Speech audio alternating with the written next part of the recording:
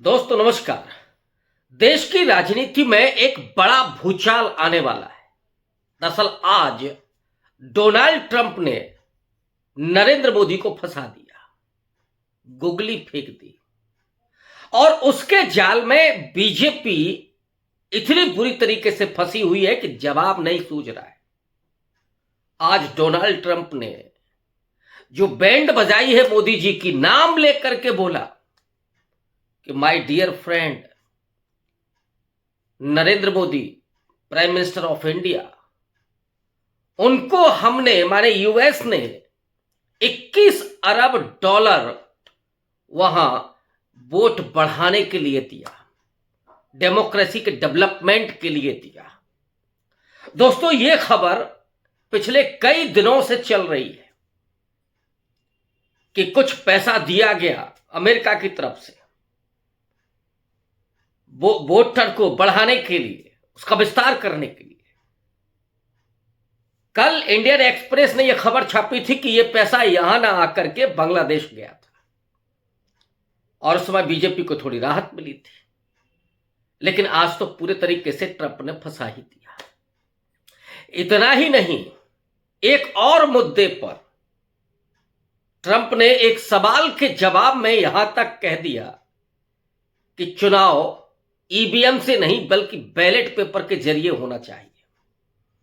दोस्तों आपको याद होगा कि अमेरिका में एलन मस्क, जो ट्विटर एक्स के प्रमुख हैं और डोनाल्ड ट्रंप के चुनाव के सबसे बड़े फाइनेंसर, आप उनको कह सकते हैं, सबसे करीबी लोगों में से हैं, एलन मस्क ने भी पिछले दिनों इस बात को रेखांकित किया था कि ईवीएम को हैक किया जा सकता है। लेकिन तब चुनाव आयुक्त राजीव कुमार ने जो कहा था, और राजीव कुमार तो बड़ा घटिया शायरी के लिए फेमस हैं, अब तो खैर रिटायर्ड हो गए हैं, लेकिन उन्होंने जो बयान दिया था, कहा था भारत में ईवीएम हैक नहीं हो सकती है। दुनिया के किसी भी देश में जो बराबर कंप्यूटर का काम करता है, सबसे ज्यादा काम देखता है, वो ये कह रहा है कि ईवीएम हैक हो सकती है, लेकिन साहब राजीव कुमार कहते हैं कि नहीं हो सकती। अब क्यों नहीं हो सकती? क्योंकि ईवीएम के जरिए ही चुनाव को मैनेज करना है। आज डोनाल्ड ट्रंप ने इस पर भी बैंड बजा दी, कहा बैलेट पेपर के जरिए चुनाव होने चाहिए क्योंकि ईवीएम एक कंप्यूटर के जरिए हैक किया जा सकता है। और जो चुनाव रिजल्ट की जहां तक बात है, तो उन्होंने कहा कि बैलेट पेपर की गिनती भी बहुत शीघ्रता से की जा सकती है। जवाब इसका भी नहीं आया बीजेपी की तरफ से, आएगा भी नहीं। बीजेपी को तो छोड़ दीजिए, जो बीजेपी के एंकर्स हैं, माने गोदी मीडिया के एंकर्स हैं, उनके भी मुंह सिले हुए, वो भी कुछ नहीं बोल पा रहे।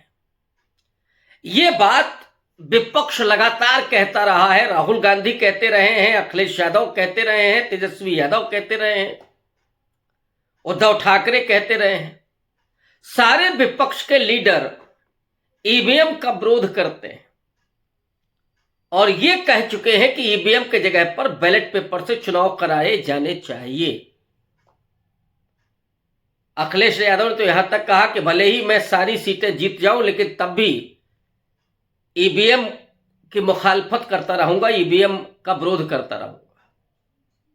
राहुल गांधी लगातार ईवीएम पर सवाल उठाते रहे, कांग्रेस पार्टी लगातार सवाल उठाती रही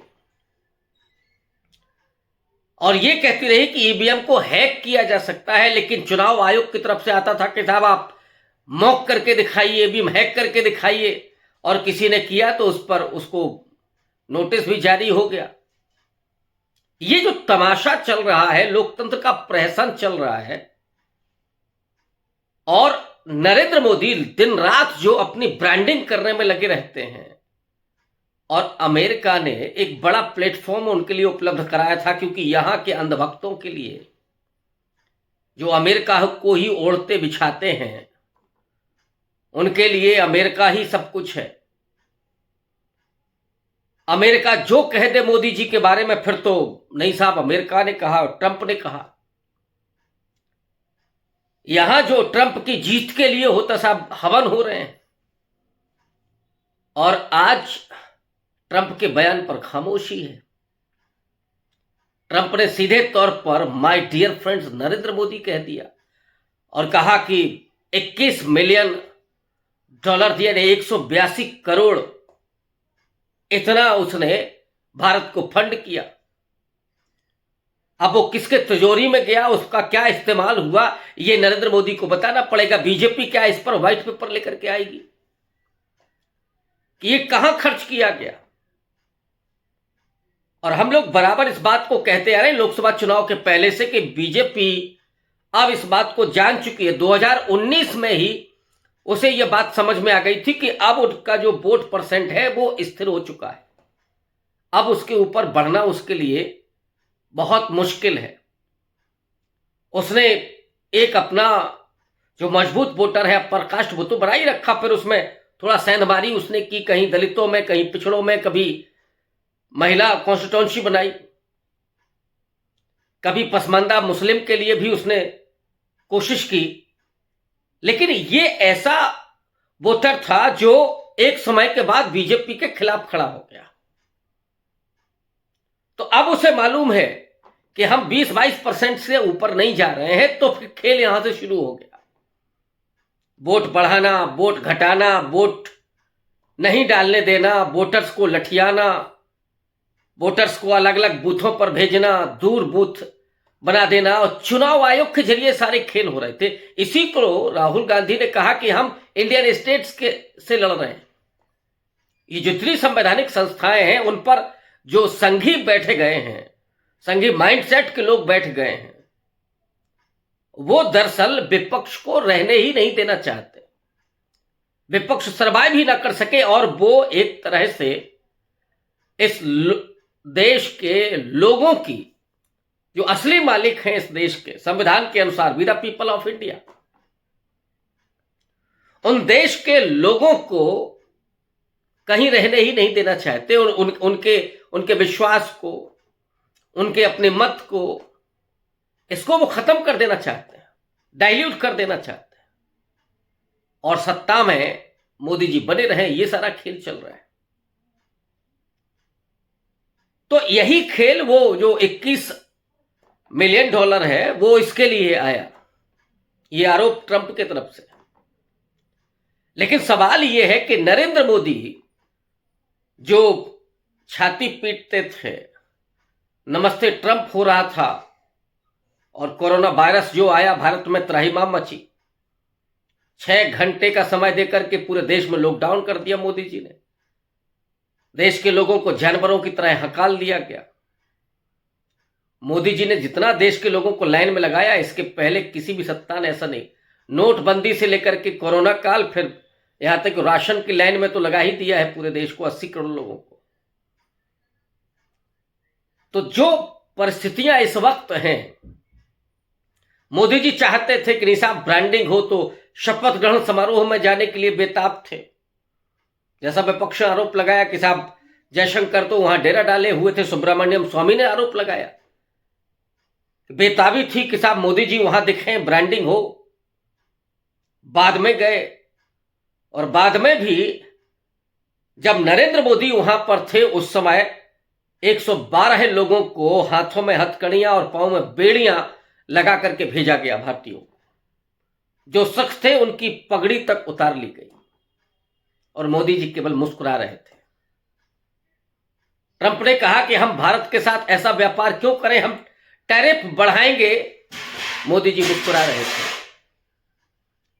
मोदी जी तब भी मुस्कुरा रहे थे जब ट्रंप अपने देश के बारे में बात करते हुए और भारत के व्यापार के साथ अपना फायदा होने की बात कर रहे हैं, तब भी मुस्कुरा रहे थे, कोई फर्क ही नहीं पड़ा।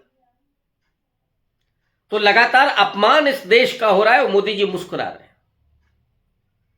ये नरेंद्र मोदी विश्वगुरु भारत, 5 ट्रिलियन इकोनॉमी।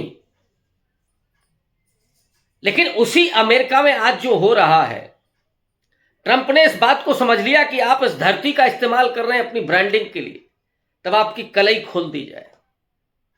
तो वो कलई खोली जा रही है ट्रंप के द्वारा, और जबान बंद है भारतीय जनता पार्टी की, जवाब नहीं दिया जा रहा है। तो जो हालात इस वक्त हुए हैं, और राहुल गांधी को अब जो मौका मिलेगा अपनी बात को पुख्ता करने का, सही साबित हुए राहुल गांधी कि अमेरिका में जाकर के नरेंद्र मोदी केवल अपनी ब्रांडिंग कर रहे हैं और देश की साख को, देश के हितों को दरकिनार कर रहे हैं।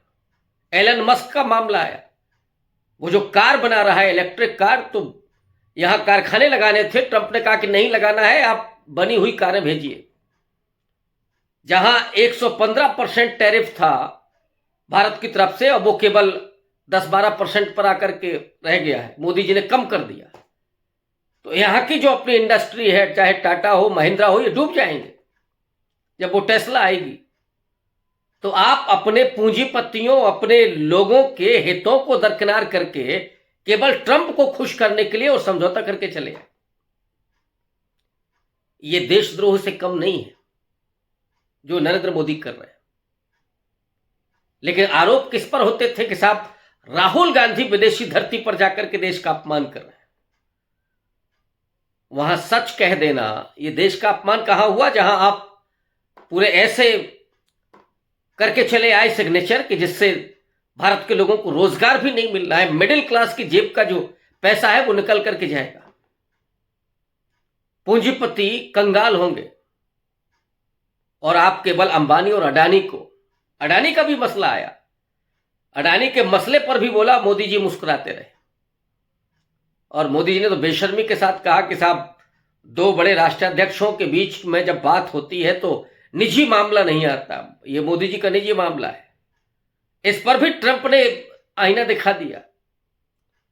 जो ये प्रचार किया जा रहा था बीजेपी के आईटी सेल और तमाम प्रवक्ताओं की तरफ से कि साहब वहां जो करप्शन का एक्ट था उसे डाइल्यूट कर दिया गया है, अडानी साहब को राहत मिल गई है। लेकिन मोदी जी के आते ही वो राहत बहात वाली खबर थी वो झूठी निकली, और वहां के जुडिशरी की तरफ से, वहां लॉ मिनिस्ट्री की तरफ से चिट्ठी जारी हो गई है कि इसको आगे बढ़ाइए। अडानी साहब की हिम्मत नहीं है अमेरिका जाने की। अब तो अपने दोस्त को भी नहीं बचा पा रहे मोदी जी, हिम्मत ही नहीं है बचाने की।